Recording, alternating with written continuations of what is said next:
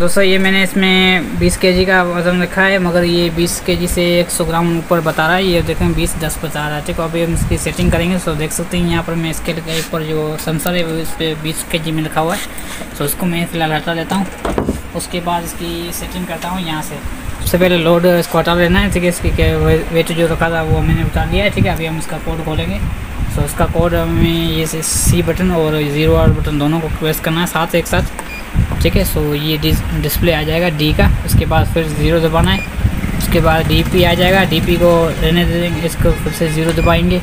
सो ये total load पूछेगा कितना है। सो ये टोटल वेट जो है 200 केजी तक ये कैलकुलेट करता है। तो उसको हम फिर से 0 दबाएंगे। सो ये कह रहा अभी लोड नहीं देना। ठीक है, सो इसको हम फिर से दबाएंगे। सो ये कहेगा अभी लोड लगाओ। सो ये जो वज़न था वो हम रखेंगे इसके ऊपर। सो मैंने 20 केजी का इसके ऊपर वज़न रख दिया है।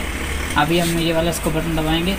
सो देखें दोस्तों, ये वाला बटन, ये वाला बीच वाला जो है, इसको हम यहाँ पर 200 बता रहा है। ठीक है, ये पॉइंट के बाद ये 200 बता रहा है, तो हम यहाँ पर 0 लाएंगे।